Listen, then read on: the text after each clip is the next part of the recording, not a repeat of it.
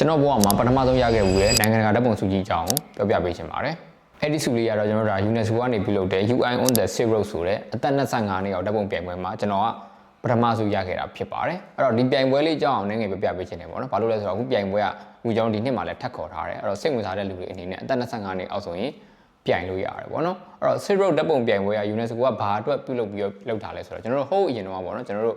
့အရှိဒီကျွန်တော်အာရှဘက်နဲ့ပေါ့နော်နောက်ဥရောပနဲ့ဘက်ကိုဆက်သွယ်တဲ့ဒါကုန်သွယ်ရေးလမ်းကြောင်းတွေရှိခဲ့တယ်ပေါ့နော်အဲ့ခါတော့ကတော့ကျွန်တော်တို့ဒါပိုးထဲတွေက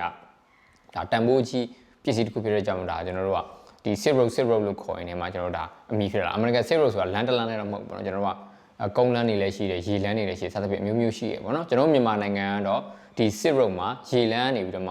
ှဆက်ပြီးတော့မှပါဝင်နေတဲ့နိုင်ငံဖြစ်တယ်ပေါ့နော်အဲ့တော့ဒီ Silk Road ဓာတ်ပုံပြိုင်ပွဲကြီးလုပ်တဲ့အခါမှာဆိုရင်ဒါအဲ့ Silk Road နဲ့ပတ်သက်တဲ့ထိစပ်နေတဲ့နိုင်ငံတွေကအသက်25နှစ်အောက်လူငယ်တွေအားလုံးရှင်ပြိုင်လို့ရတယ်ပေါ့နော်အသက်14 second category လည်းရှိသလိုsecondကနေပြီးတော့မှကျွန်တော်25 category လည်းရှိတယ်ပေါ့ကျွန်တော်25 category မှာ2019 2020ဝန်းကျင်တုန်းကပထမဆုံးအနေနဲ့ဆုရခဲ့တာဖြစ်ပါတယ်ဒီပထမဆုအတွက်ကျွန်တော်ဆုကြေးအနေနဲ့ကင်မရာတွေ lens တွေရခဲ့တယ်ပေါ့နော်ပုံမှန်အားဖြင့်ဆိုရင်တော့ဒီဓာတ်ပုံပြိုင်ပွဲကကျွန်တော်တို့ဒါတရုတ်ပြည်ထိခေါ်ပြီးတော့မှဆုတွေပေးလိမ့်ပေးထားရှိတယ်ဒါပေမဲ့ကျွန်တော်ကံမကောင်းကျင်တော့ကျွန်တော်ဆုရတဲ့အချိန်က COVID-19 တွေအရင်ဖြစ်နေတဲ့အချိန်ကြောင့်မလို့ကျွန်တော်တို့ဒါအဲ့ဒီဘက်ကိုမသွားရတော့ဘူးเนาะအဲ့တော့စုသွားယူမိရပေါ့တရုတ်ပြည်ဒါပေမဲ့အဲ့နောက်ပိုင်းမှာဆိုရင်တော့တရုတ်ပြည်မှာစုပေးတဲ့အလေးထားမရှိတော့ဘူးဟိုအရင်ကတော့ပေးခဲ့တယ်ဒါပေမဲ့ပြိုင်ပွဲကတော့ဆက်ပြီးတော့မှကျင်းပနေသေးဖြစ်တယ်ကျွန်တော်ကတော့အသက်25နှစ်ကျော်သွားပြီဖြစ်တဲ့အကြောင်းဒီပြိုင်ပွဲကိုပြိုင်လို့မရတော့ဘူးဒါပေမဲ့ကျွန်တော်ရဲ့သင်တန်းသားတွေပေါ့နော်အသက်25နှစ်အောင်သင်တန်းသားတွေဆိုရင်ဝင်ပြိုင်ပြီးတော့မှကျွန်တော်စုတွေရနေကြတဲ့လူတွေရှိတယ်ပြီးတော့ကျွန်တော်သင်တန်းသားမဟုတ်တဲ့လူတွေလည်းမြန်မာနိုင်ငံစုတွေအများကြီးရလိရထားရှိကြတယ်ပေါ့နော်အဲ့တော့ဒီပြိုင်ပွဲကိုစိတ်ဝင်စားရဲဆိုရင်ဝင်ပြီးတော့ပြိုင်လို့ရပါတယ်အဲ့တော့ဒီပြိုင်ပွဲလေးကိုအကြောင်းပြုပြီးတော့မှကျွန်တော်ရဲ့ဒီအသက်25နှစ်အောက်ဓာတ်ပုံပြိုင်ပွဲတင်တန်းပေါ့နော်အခမဲ့တင်တန်းတွေမှာဆိုလဲကျွန်တော်ကဒီပြိုင်ပွဲကိုအဓိကပြိုင်တက်အောင်ကျွန်တော်သေချာလေးလေ့ကျင့်ပေးတယ်ပြီးတော့ကျွန်တော်အနေနဲ့ trip တွေပါစီစဉ်ပြီးတော့သူတို့ဓာတ်ပုံတွေရိုက်ခိုင်းတယ်ပေါ့နော်ကျွန်တော်ပြီးခဲ့တဲ့ရန်ကုန်ဓာတ်ပုံတင်တန်းကအသက်25နှစ်အောက်လူငယ်တွေဆိုရင်လဲကျွန်တော်ဟိုတလောကပဲကျွန်တော်ပကံကိုခီးစဉ်ထွက်ပြီးတော့မှသူတို့အတွက်ဒါလေးဓာတ်ပုံလေးတွေစီစဉ်ပေးဖြစ်တယ်သူတို့တွေရိုက်ပြီးတော့မှဒီပြိုင်ပွဲကိုပြိုင်ကြမှာပေါ့နော်အဲ့တော့ကိုကဓာတ်ပုံပညာလည်းစိတ်ဝင်စားတယ်အသက်25နှစ်အောက်လည်းဖြစ်တယ်ဆိုရင်ဒီ Silk Road ဓာတ်ပုံပြိုင်ပွဲလေးကဒါ try ကြည့်တဲ့ဓာတ်ပုံပြိုင်ပွဲလေးတစ်ခုဖြစ်တယ်ပေါ့နော်ကျွန်တော်ကတော့ဒီဓာတ်ပုံပြိုင်ပွဲမှာပေါ့နော်ကျွန်တော်ဒီဓာတ်ပုံလေးနဲ့ဆုရခဲ့တာဖြစ်တယ်ဒီဓာတ်ပုံလေးကိုတော့ကျွန်တော်ရဲ့အသက်22နှစ်လောက်မှာပေါ့နော်22နှစ်လောက်မှာ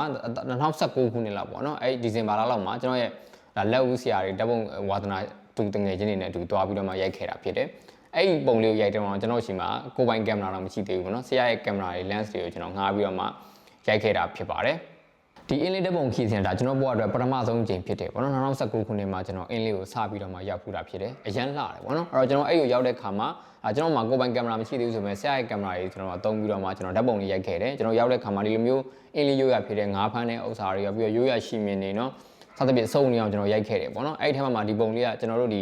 UNESCO ကလုပ်တဲ့အသက်25နှစ်အောင်ဓာတ်ပုံပြိုင်ပွဲရဲ့ food production ဆိုတဲ့ခေါင်းစဉ်နဲ့တွားကြိုက်တဲ့အကြောင်းကိုကျွန်တော်ပြန်လိုက်တယ်ဒါပထမဆုရသွားတယ်ပေါ့နော်အဲ့တော့ဒီဓာတ်ပုံလေးနဲ့ပတ်သက်ပြီးတော့မှကျွန်တော်ရလိုက်တဲ့ concept တစ်ခုဒါဒီဓာတ်ပုံလေးနဲ့ပတ်သက်ပြီးဒီဆုနဲ့ပတ်သက်ပြီးကျွန်တော်ရလိုက်တဲ့သင်ခန်းစာလေးကိုဒါဓာတ်ပုံဝါသနာရှင်တွေကိုကျွန်တော် share လုပ်ပေးချင်တာဘာလဲဆိုတော့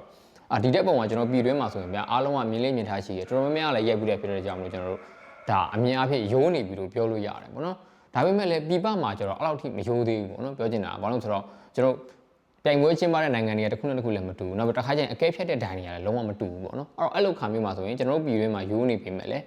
ေပြည်ပမှာစုလို့ရနိုင်သေးတယ်ပေါ့နော်။ပြည်ပလူတွေကကျွန်တော်တို့ဒါဒီတဲ့ပုံကြီးပဲသူများလည်းရိုက်ဖူးတာပဲလို့ဘယ်လိုပဲပြောလူငယ်တွေအနေနဲ့ပေါ့နော်ကျွန်တော်အဓိကလူငယ်တွေကိုပြောချင်တာဟိုစူးစမ်းနေစေဝါသနာရှင်တွေကိုပြောချင်တာတင်ကြည့်လိုက်ပါကို့မှာပုံရှိတယ်ရိုက်ထားတာရှိတယ်ဆိုရင်ပြန်ကြည့်လိုက်ကံကောင်းလို့ရဝိုင်းတာကို့အတွက်အရှိမတစ်ခုဖြစ်တယ်ဆက်လုပ်ဖြစ်သွားဖို့အတွက်အင်အားတစ်ခုဖြစ်တယ်လို့ကျွန်တော်ပြောချင်တယ်ပေါ့နော်။ဒီတဲ့ပုံလေးကဒါကျွန်တော်ဘဝအတွက်ပထမဆုံးနိုင်ငံတကာဓာတ်ပုံစုဖြစ်တယ်စုချင်းအနေနဲ့လည်းကင်မရာကြီး lens တွေဖြစ်လေကြောင်းမလို့ဒါကျွန်တော်အနေနဲ့ဆက်ပြီးတော့မှစူးစမ်းဖို့အတွက်ကိုဒါအထောက်ပံ့ဖြစ်စေခဲ့တဲ့စုလေးတစ်ခုဆိုလည်းမမှားဘူးပေါ့နော်ဒါကြောင့်မလို့ဟိုစတင်တဲ့လူတွေကိုပြောချင်တာကတော့ကိုစတင်တဲ့အချိန်ခါမှာဆိုရင်လုံးဝကြီး perfect ဖြစ်နေဖို့ကျွန်တော်တို့တွေမြင်နေကြဖြစ်တဲ့ဒါ professional photographer တွေလိုမျိုးလုံးဝ unique ဖြစ်နေဖို့လုံးဝကြီးပြည့်စုံနေဖို့အတွက်ကိုစူးစမ်းနေမယ်လက်ထက်ရှိရလေးနဲ့ရှိတဲ့ဟာလေးနဲ့ပဲအရင်ဆုံး try ကြည့်အဓိကကျွန်တော်ပြောချင်တာလှုပ်ဖြစ်သွားဖို့နော်လှုပ်ဖြစ်သွားဖို့ကိုကျွန်တော်ပြောချင်တာလှုပ်ဖြစ်သွားတယ်ဆိုရင်ကျွန်တော်တို့လှုပ်ဖြစ်သွားတဲ့အခါမှာဆိုရင်လှုပ်ဖြစ်သွားတယ်ဆိုတဲ့အနေဘောလို့ motivation လေးတစ်ခုလည်းရတယ်လို့မျိုးအကယ်၍များစုတွေတစ်ခုခုဒါအရှိမတစ်ခုရလိုက်တယ်ဆိုရင်ကိုယ့်အတွက်ပို့ပြီးတော့မှအားတက်စရာဖြစ်သွားနိုင်တယ်ပေါ့နော်ဒါကြောင့်ဒီဓာတ်ပုံလေးကနေရတဲ့သင်ခန်းစာလေးကိုအားလုံးမျှဝေပေးချင်တာဖြစ်ပါတယ် ဟုတ်ကဲ့ဒါကတော့ဒါကျွန်တော်ဘဝအတွက်ပထမဆုံးအနေနဲ့ရရှိခဲ့ဘူးတဲ့နိုင်ငံတော်ဓာတ်ပုံစုကြည်နဲ့ပတ်သက်ပြီးတော့မှကျွန်တော်ရရှိခဲ့တဲ့ concept လေးတွေနဲ့သင်ခန်းစာလေးတွေကိုဒါအချင်းချုပ်ပေါ့နော်ဓာတ်ပုံဝါသနာရှင်တွေကိုကျွန်တော်မျှဝေပေးခဲ့တာဖြစ်ပါတယ်နောက်ထပ်ဗီဒီယိုတွေမှာလည်းကျွန်တော်ရခဲ့ဘူးတဲ့စုတွေနဲ့ပတ်သက်ပြီးတော့မှဒီလိုမျိုးအချင်းချုပ်ဒါသင်ခန်းစာလေးတွေ concept လေးတွေကိုကျွန်တော်တူတူလေးမျှဝေပေးသွားဖို့ရှိပါတယ်ဒါကြောင့်မလို့ကျွန်တော်ရဲ့ဒီ TikTok account တွေ Facebook page တွေကိုလည်း like and follow လုပ်ထားဖို့အားလုံးပြောချင်ပါတယ်အကြခင်မှာနောက်ထပ်ဗီဒီယိုနဲ့ထပ်ပြီးတော့မှတွေ့ပါမယ်